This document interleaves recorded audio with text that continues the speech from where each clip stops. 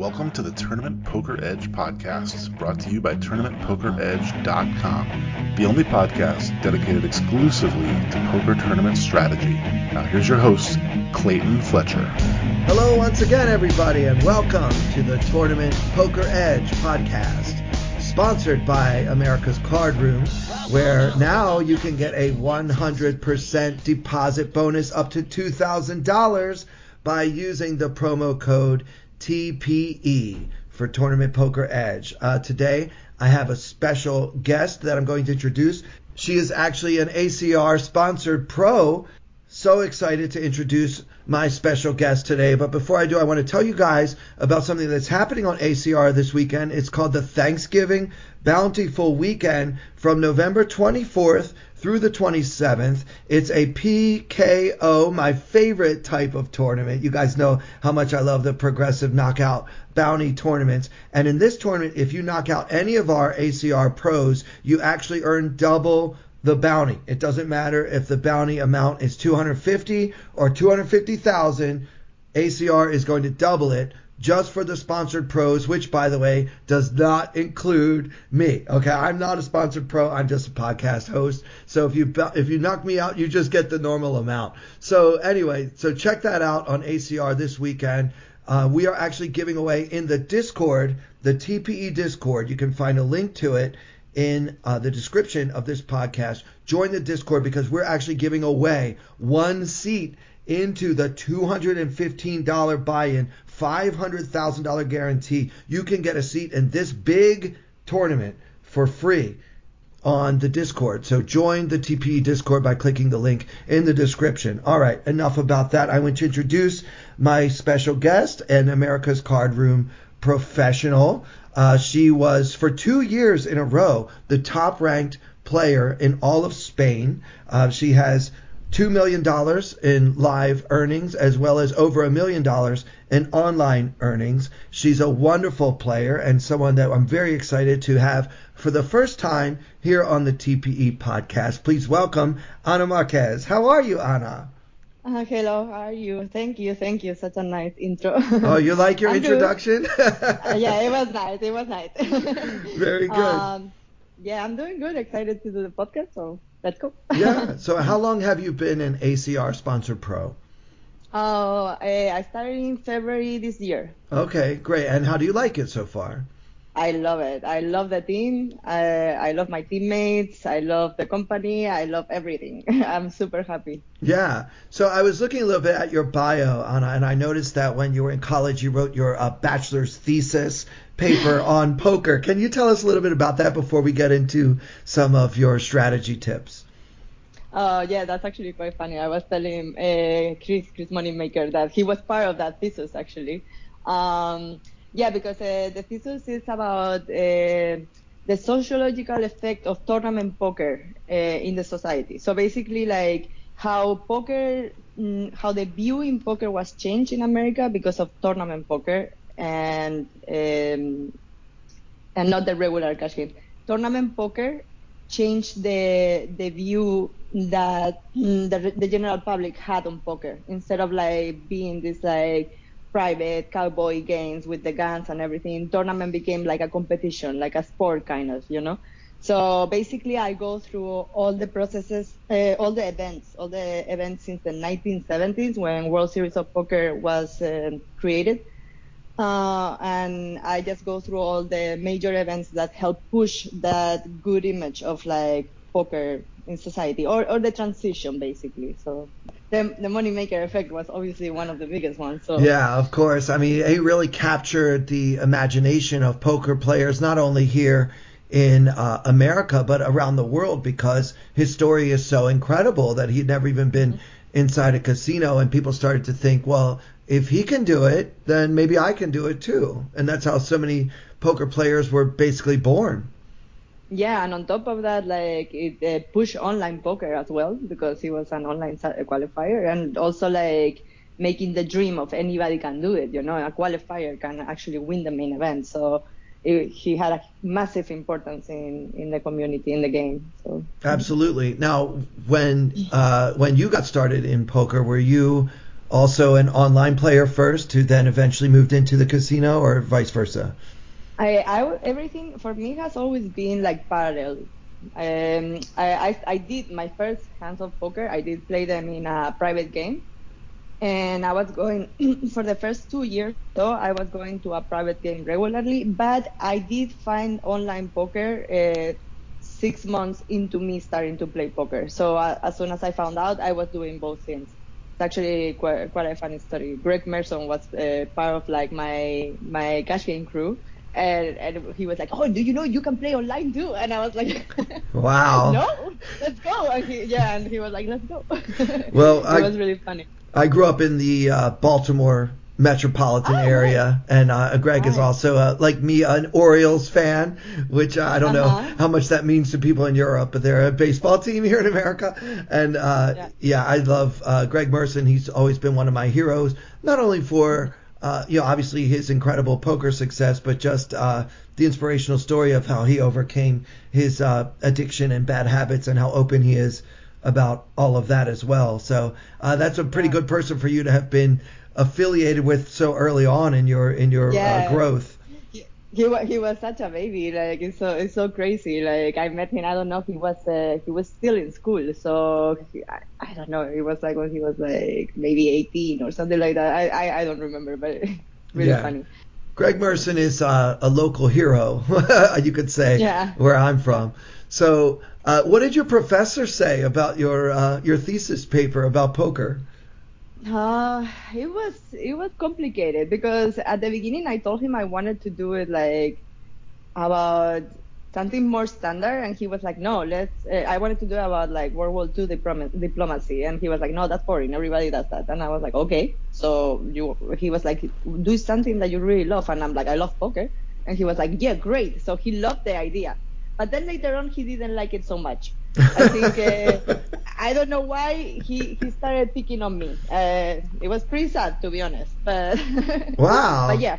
So many times in college, I feel like this was also part of my college experience. I'd be encouraged to take a risk, and then when I took a risk, they said, we don't like that. Maybe that's part of the college experience. Well, of course, you're out of school now, and you're a grown woman. And so what are you doing these days poker-wise? Are you playing more online? Are you playing a mix? Like you say, everything's always been sort of parallel. Have you kept with that? Yes. I'm putting less volume than back in the days, because back in the days it was crazy. It was like I was playing live and I had my computer next to me. If I passed, I snap register, Wow. I'm too old to do these things. I can't do that anymore. No. Now I pass, I go rest, But yeah, no, I'm still doing both. But now I combine. Like if I'm in a live tree, I play live. If I go if I'm home, I play online. So both of them, yeah. Okay, great. So why don't you tell us a little bit, if you don't mind, just kind of your general approach to the game. Like sometimes I talk to pros and they say that they kind of have a strategy in mind before they get to a particular event, maybe based on the way they perceive the local players to approach the game themselves. Do you typically have kind of a preset notion of what you plan to do, or are you more of a once I get there and feel it out, that's when I'll decide what kind of strategy I'll have? Yeah, no, my base when I come in, the baseline is always GTO, because you don't know the people, so you just try to play GTO. But no, the real plan is just you come into the table, you sit down, see who you have at the table. Most of the times I know people. If I don't know people, I just observe. So basically, like I adapt to the situation. Also, the strategy changes a lot depending on like how many blinds you have, the momentum you have in the game, like the moment of the game. Like there's some. That's what I love about poker. It's like a constant dance of strategy. Yeah, it definitely is. That's kind of what I love about it too, as opposed to the other types of games. The way the game changes based on the situation. Like for example in baseball, which I already mentioned. I love baseball. I keep talking about baseball here, but in baseball, you're always trying to get a hit, right? Every time you go up to bat, you want to get a hit. Right. There are some strategy elements, but the basic idea of the game, similar to soccer, you want to score a goal, right? That's what we're trying to do. Yeah. And sometimes in poker, it's like now I'm in the phase or the mode of the tournament where I'm trying to accumulate chips, and now I'm in part of the tournament where I really just survival is more important. Here I have a really bad player at my table. I'm trying to figure out how to exploit that bad player. Or now I'm at a really tough table and I need to go back to GTO. To me, that's the fun of the game. That's what keeps me coming back for more. Is that's never really the same game twice, is it? No, it's never. You're never in the same spot. So different. It's so many factors are involved, like to take your decisions at that moment, you know. Yeah. So I know a lot of our listeners are kind of just now getting their feet wet with learning about GTO and how it's used. What advice would you give someone who's trying to add a little bit more of a theoretical understanding to his or her game? Like, what sort of advice would you give someone that's just now learning about GTO strategies? Nowadays, people are very lucky because of the tools they have to start from baseline. So if you're new in the game, start studying. That's my advice. I mean, play, obviously, you gotta play, because playing and studying goes hand in hand. You cannot, like, everything you study, you have to apply to really understand it. But it is good to start with, like, the closest you can get to GTO before making exploits. So basically, you want to learn the basics first, and then after you learn the basics, start deviating from them or adapting them the best way you can, basically. So nowadays that we have so many tools, I think it's super easy for somebody to play a session, put their hands in, and start learning. Yeah, and you mentioned, Ana, there are a lot of tools out there for this purpose. Would you say that they're all pretty much the same, or do you find that one particular GTO tool is easier to use than another? Personally, for me, the nuts is GTO Wizard. GTO Wizard is like a game changer. It's super user-friendly. It's very, user-friendly. The interface is nice, but it's just easy, you know? You just grab your hands from like what you play, you put them inside, you analyze them, you go over it, you can practice. Like, I think it's great. Like right now, like for example, it's the main tool I'm using. Obviously, I still use Pio to like go more in depth. Like if I wanna actually like move around things that maybe GTO Wizard doesn't allow me to do, then I go into Pio. But it's basically the program I'm using right now. Okay, so GTO Wizard sounds like the one that you are using the most. I haven't actually heard of that one. What is it about GTO Wizard that you think is more user-friendly than some of the other tools out there, like you mentioned PO or... Well, I mean, it's easier because you have like pre-solves. So basically, you don't have to go looking for the ranges. Like, it's way faster. Like, PO is slow sometimes. Also, like, you may not have enough memory in your computer. This problem, I've had so many problems. Yeah. Buying so many disks for like extra space for my computer, like getting servers, like all this stuff. So very inconvenient. This is super easy to use. So basically, like, to start is like perfect, you know. It also has a trainer included, so you can train and then study the spots. I don't know, it's a sick tool. And even if you're not studying, I mean, I use it all the time. So and yeah, like, and I actually have a link for you. Like, you have 10% off if you use my link to register. So great. If you guys wanna. Yeah, if you guys want to do it, why not? Yeah. I mean, but I really, really recommend it. Really. Okay, well, I never heard of that one before. I'm really glad you came on the podcast today because you taught me something. I'm going to give that a try. And I'll tell you what, we'll put that link in the description of this podcast so that all of our listeners can give it a try if they're so inclined to check out GTO Wizard. So I think that you said you had a hand that we could discuss today. Yes, I do, and I'm actually gonna use GTO Wizard to guide you through it. Oh, great! Okay, so cool. Okay. The way we like to do it, generally, if this is okay with you, Ana, is every time it's your turn to make a decision. Before you tell me what you did, maybe you and I can talk about what the thought process would be, what the options are, and the pros and cons before we, point out what the solver has to say. Is that okay? Yeah, it's okay. No, actually, like the solver, it's like I'm only using it to like see different options because the reason I picked this hand, this is a hand from the Venom, and the reason why I picked this hand is because, first of all, because it's fun, because I decided to get a bit out of line. So I was like, I didn't want to bring a boring hand, so I decided to pick this one. And also because I actually had like my doubts about how I played it. So I studied it. So now I can give you like different points of view, not only what I was thinking, but I can tell you what I was thinking, of course. Okay, great. That's perfect. Yeah. So this is going to be the Venom PKO on ACR? Yeah. Okay, so we've been talking about this tournament quite a bit lately on the podcast. I also played in that tournament and had quite a few hands that I wanted to discuss with my listeners as well. So I think they'll be relieved that instead of hearing one of my Venom hands today, they get to hear one of yours. And I'm excited to hear how a pro like you sometimes gets out of line herself. So why don't you tell us what the blinds are and what the situation is? Yeah, I mean, I can be a real monkey sometimes. So.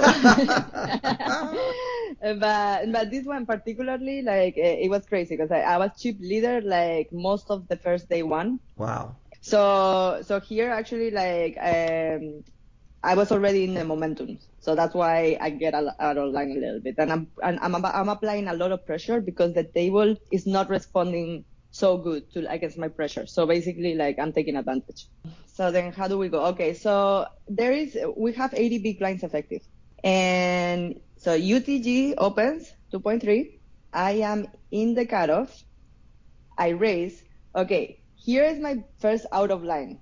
I have if I'm a little slow, it's because I'm going through I'm passing the action. So here is where I get out of line because I decide I'm gonna 3-bet 6-7 of spades.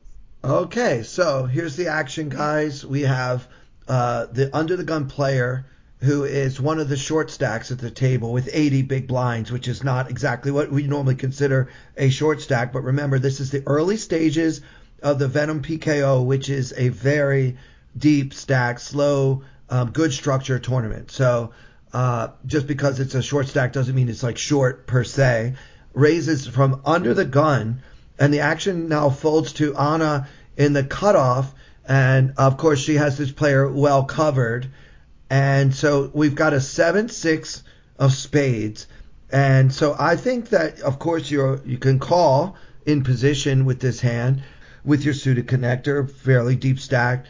A very tight player might fold, being worried that maybe another player on the left might try to 3-bet or something like that and don't want to get involved. You don't actually have to play this hand at all. But then you chose to go for the 3-bet, which is a little bit out of line. So tell us, why you did that, what the rationale is there. Oh, well, yeah, as I said, I wanted to apply pressure, and I was actually having a lot of momentum as well, so I was like, why not? And I did roll it, and it rolled really low, and I decided to put like I don't remember what, I think I said like 20%, something like that in my head. I was like, whatever, I just gotta put 20%. If it rolls, like I 3-betted, if not, I call. So I 3-bet. It rolled low, and I 3-bet. Yeah, don't do this at home. Don't try this at home. So Ana, just to clarify, what do you mean when you say you rolled it?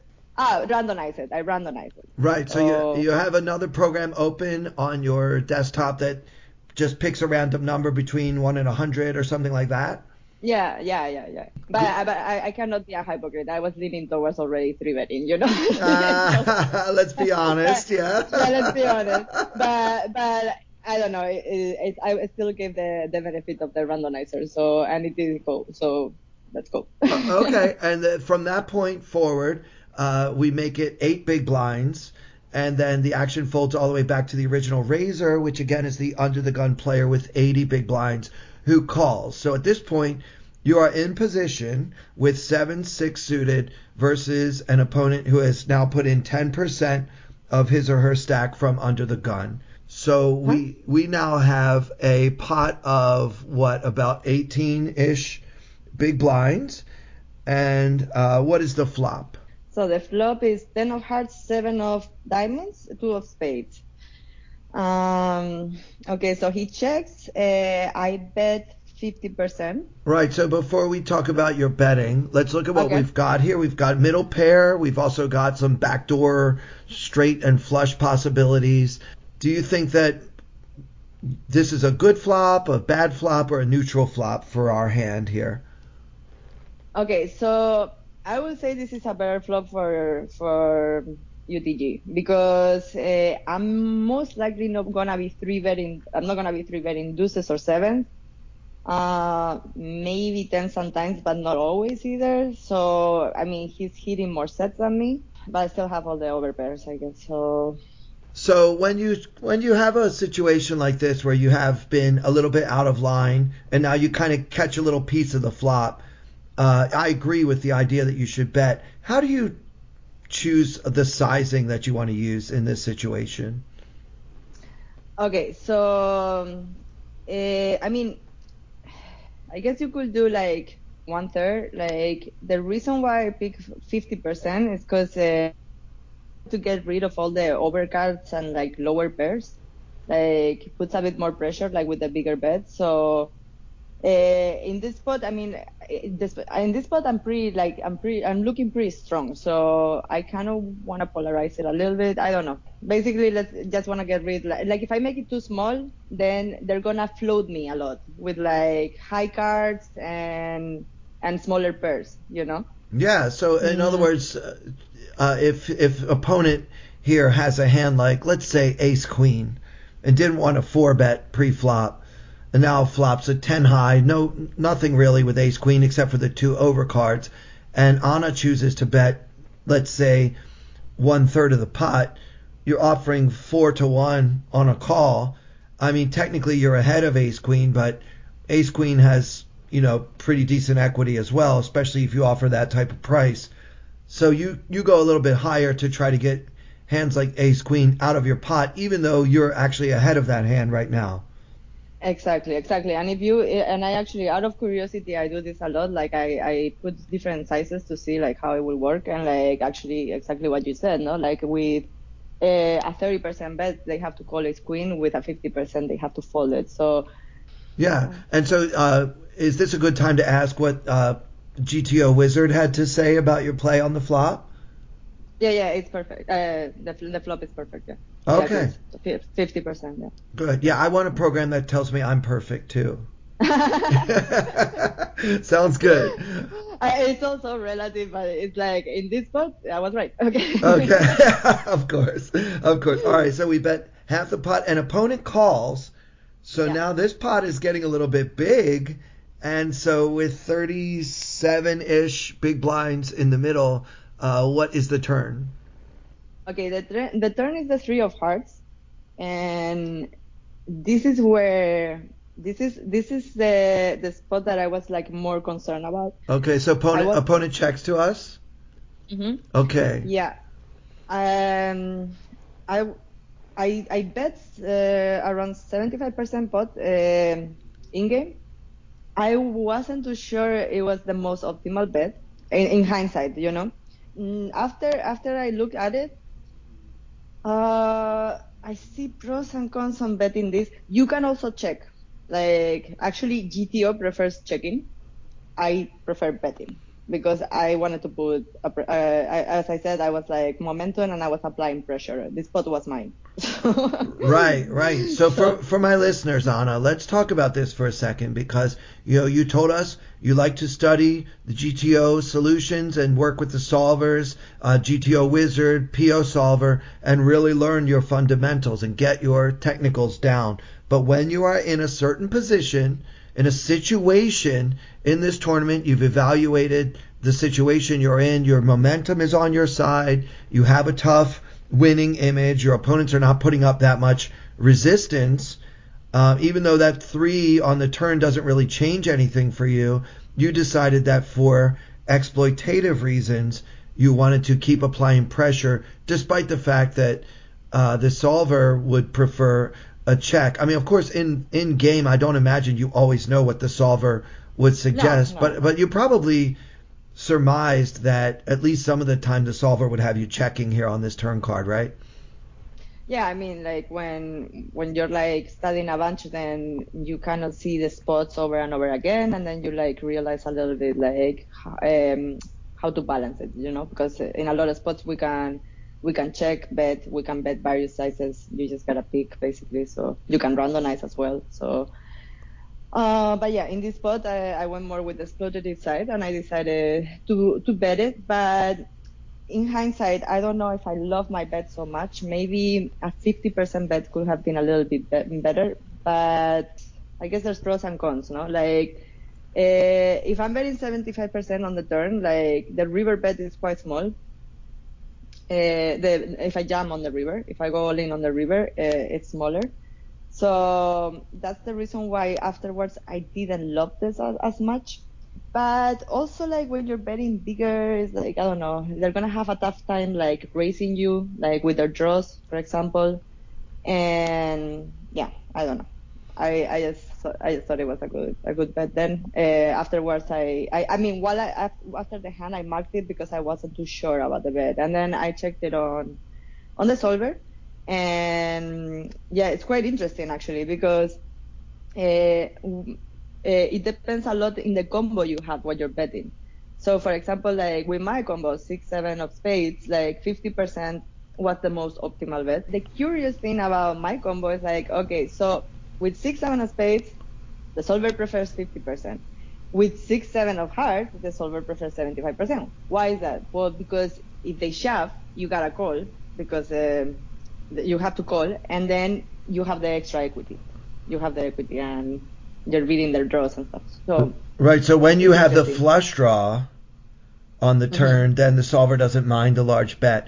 Now, you said Yeah. the solver prefers a half pot bet. Does the solver prefer checking to the half pot bet? Like, is the number one choice on the solver the half pot bet, or is it split The solver prefers checking overall. overall? So with my hands, 6-7 of spades, like solver checks like 47% and bets 50%, 39.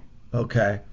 And then 75%, 13%. With my particular combo, like you can bet 75%, 30% of the time, basically. So it's not so far off. It's just, it will be more ideal, like 50%. Because actually, like if they shove me on the turn, I have to call, basically. Especially being PKO. So, yeah. Yeah. So this is early in the tournament, so the bounty on this player is like $600, right? Yeah. Yeah. So yeah, exactly. So I don't hate it. Like I'm okay with like betting 75 over 50. I would have preferred 50, obviously, in hindsight. But I definitely prefer the betting over the checking 100% Okay. because I was that was the plan. The plan was going for it. Right. So So you mhm. deviated intentionally from what you Yeah, suspected the GTO strategy would be based on the on the situation. Yeah. yeah, the situation and the player too, because in general, as I said, they weren't showing much resistance. They were playing pretty passive at my table, so and I was putting a lot of pressure. So I just thought that they were gonna overfold probably. So Yeah, and yeah, guys, this is the way a professional player views the game. I mean, of course, Anna spends hours and hours and hours trying to learn all the different scenarios and the GTO spots. But even once you have that, a real pro is going to know when to pounce on an opponent's weakness, even if it means that the solver wouldn't agree, because this is the essence of the game. It's always going to be about exploiting opponents at the end of the day. GTO is great to just understand the fundamentals of poker. And of course, if you're ever up against a table filled with sharks, they won't have any weaknesses for you to exploit. But in a tournament yeah. like the Venom PKO, which does feature such a large field and so many satellite winners, you will find that you'll be at really good tables where doing GTO is not actually the best strategy for that situation. But you do have to have a strong reason to deviate, right? Yeah, I mean, yes, if I was in a table full of sharks, I randomized the bet size. Yeah. Like I probably randomized like 50% check, and then like I don't know, then I probably do like 25, 25, something like that. So depends. It's very important. It's very important, the table dynamic, your image, like how are they playing back at you, what kind of players you're playing against is super important. And in tournaments, this constantly changes. So you have to be really alert. Okay. So great. So we did bet a little bigger than maybe we should on the turn. And now the effective stack is like about 40 big blinds, and there's already 86 or so in the middle. So what happens on the river?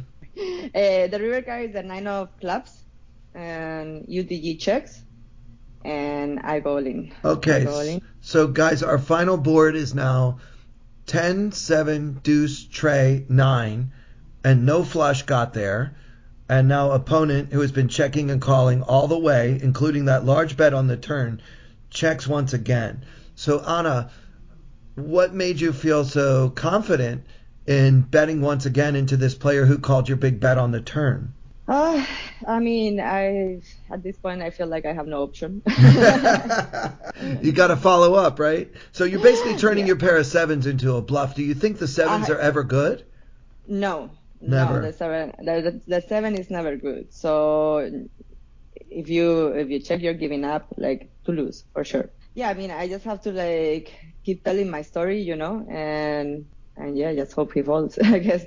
But I mean, the 9 is not the best card to bluff, actually. Oh, what is the problem with the 9? Because you're worried about 8, 9, is it? Yeah, 8, 9, 10, 9, even 9s if somebody's hero calling me, but it's unlikely, 9s, like, I don't think he was calling my bet on the turn with 9s. I don't know. Yeah, I don't think so either. It's too big of a bet. Maybe a smaller bet, the 9s could be a little bit sticky. But yeah, now that he's basically getting close to pot commitment, maybe. Yeah, but on the other hand, Ana, your story to me really feels like you should have a lot of overpairs that you play this way. I mean, you should have pocket aces quite a bit here. So you're putting pressure on him when he has a hand like, I don't know, maybe like ace 10 or king 10. I don't know. I mean, 9-8, raise under the gun and then call this big 3-bet. I mean, they do it. That's true. But 10-9, that seems like pretty weak hands to even open under the gun in the first place. So I guess that's player dependent, right? Yeah. Yeah. So, I mean, you're basically just saying, look, do you want to go broke? I'm telling you I have aces. Do you believe me or not? And at some point, you just keep betting until they fold, right? Yeah, basically. basically. Yeah, actually, it's quite curious because, I mean, even with GTO, like, they can be calling still, like, pocket 9s, like over 50%, something like that, with a 50% bet on the turn. So the big size, I don't think makes it so different, but I mean, a little bit, yes, they have to. Well, yeah. Well, look, if they call on the turn, the bet sizing you used on the turn leaves your opponent with less than half a pot remaining if he calls, right? Yeah. So in other words, now on the river, there are 86 big blinds in the middle, and your opponent's stack is right around 40. So there shouldn't be too many folds, because, I mean, look, you're offering like 3.5 to 1 almost. But I guess it's just, would Ana really do this with a hand worse than a pair of 10s, right? I think we're targeting a 10. That's going to be a big part of the range. Yeah, I mean, okay, we can worry about pocket 9s. So in that sense, the 9 is not a great card. But, I mean, look, if they have that, we're just about to lose a lot of chips, right? Yeah. I mean, I also run the same, like, with the 50% bet, and it doesn't change so much. It's more about the problem with that bet is what I said, no? Like, when they jam you, you have to call. Right. So I think that's what I didn't like the most about it, like that it felt a little weird. But it's okay. I have the two solves in front of me, so I'm literally like talking to you and I'm like looking at it and having like more ideas and everything. So I'm literally going in the rabbit hole in the middle of the podcast. So stop. Okay, we'll just stop you there. All right. So sorry we lost you for a moment there, but the bottom line is. This all in, turning your pair of 7s into a bluff, ends up working out as your opponent folds, and now you accumulate that big stack that you mentioned a little while earlier you had. throughout most of day one. I mean, at the beginning of this hand, you already had almost the whole table covered, and after this hand, you had everyone well covered. Now, I don't know how many of our listeners would actually have considered even turning a pair of sevens, middle pair on the flop, into a bluff. So why don't we talk about that for a second, Anna, because I think that's kind of interesting too, is how did you know that your pair of sevens was no good and you basically turned it into pure air? How did you know? Like, what tells you that I can't just check this down for whatever showdown value I might have? Well, I mean, because our line is pretty strong. So when he's calling, he should have something decent, something good that he's putting a lot of chips in. So yeah, our seven is like, I mean, he has to perceive we have like so much better and he's still calling, So yeah, our seven is weak. Right, and I think that's one of the fundamental skills in really advancing into a professional level where you can, actually compete in higher stakes tournaments, is learning when to turn a hand that you might think, like on a wing and a prayer, does have showdown value into a bluff, as you've done here with your pair of sevens. I know earlier in my career, I would hardly ever bluff if I actually had something. I'm putting something in air quotation marks that you can't see on a podcast. But yeah, it's not really something, as you mentioned. Like once he calls bets on both the flop and the turn, he's always beating sevens. Yeah, exactly. You have to assume that they're both chunky bets. Like for a 3-bet pot, like 50%, it's already quite big. So then you go on the turn with a 75% pot bet. It's like he has to have something. Yeah. So sevens is no good. Well, good for you being able to pull that trigger on the river bet, and I'm glad it worked out for you. How did you end up doing in that tournament overall? It was very bittersweet. Like then at the end of the day, like I started losing stupid flips, like with PKOs and stuff. We gotta call everything. Gotta call, no, yeah. But I lost a bunch of flips, and I actually ended the day with 70 blinds. And then like the next day, literally I play a couple of hands and then like I lost another flip. So basically the how do you say I forgot this expression in English. The moral of the story is I have to learn to win flips. Well, once you learn, can you teach me too? I also made day 2 of this exact tournament and also started with about 70 big blinds and also did not cash. So so that was bittersweet for me as well, as I did not even collect one single bounty at any point in the tournament. So to play for that long and to make nothing is just, but that's why we play tournament poker, because we're all masochists who love to be tortured. For sure. It was actually quite interesting. I think I had like only 2 bounties or 3. I think 2 or 3. I don't remember. It was very little considering the chip lead I had and the amount of blinds I had, which is usually, I mean, in a PKO it's not so nice because you want to get that bounty. Of course. But in a normal tournament, it's actually quite nice that you're winning with no showdown. So that's always important in tournaments. This is something that I think not everybody realizes, like when they're starting, like winning with no showdown is really good because you just wanna avoid flips, you just wanna avoid variance, you just wanna take the pots. Take the pots and don't have to get sucked out on or lose your chip lead because of somebody else getting lucky or having to get a 50-50 or something like that. Yeah, absolutely. I think this is a topic for another day, the importance of winning without showdown in tournaments in general. And I would love to have you on another time to just talk about the difference in the strategy of a regular tournament as opposed to a PKO. As much as I love playing them, I think that there are probably a lot of things that I don't know about the format. It is my favorite format, but there's not that much information available out there of how my strategy should change when the bounties get big or when I'm in spots like that. So I'd love to have you back if you'd be willing to come on and talk about these topics on another day. Yeah, for sure. Any time. Actually, PKOs, they piss me off a bit. They are your favorite, but like for me, it's like it's so much variance they add. Yeah, I've learned to embrace the variance. You gotta call everything. It's like, Yeah. you gotta call everything. Maybe I just have a lot of gamble in me, but I like that about it. I don't like to watch everybody fold, and I want to see some rivers. Let's go, let's get it in, and hope we win a lot of money. No, they're really fun for sure. I was just joking. They're really fun. I like them, but yeah, of course it's crazy. They piss me off too. Let's be honest. Well, Ana, it's a pleasure to meet you here over Skype, and I hope to meet you in person sometime. Before we go, can you tell us what your poker plans are in the coming months? Do you know what you're going to be playing or any trips you might be taking? Yeah, I'm super booked. Super Yeah? booked. I'm super booked, and I actually decided to take trips off because I promised my mom I was gonna see her in Christmas. So Nice.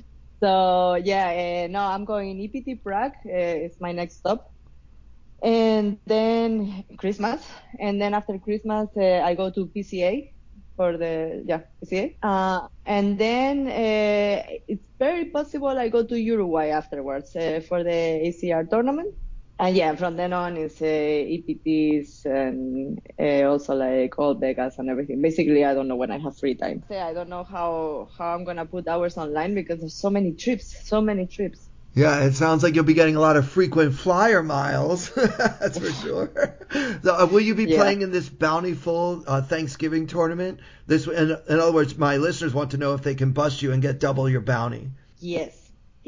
I hesitated for a second because you just remind me I have to put my name on the list of when am I playing it, because I've been so in so many trips that like I literally just got home and I'm like all over the place. I need to catch up on so many things that I need to be on top, like besides poker and studying and everything. So I do have to register my name to see when I'm playing it, but I'm for sure gonna play it. So if you pass me, double bounty. All right, so look for that. Ana, it's a great pleasure to have you on, and I look forward to speaking with you again very soon. Okay, same. Thank you so much. It was my pleasure. So with special thanks to our sponsor, America's Card Room, and even more special thanks to my first-time guest, Ana Marquez, and for everyone here at Tournament Poker Edge, I'm Clayton Fletcher. Thank you so much for listening.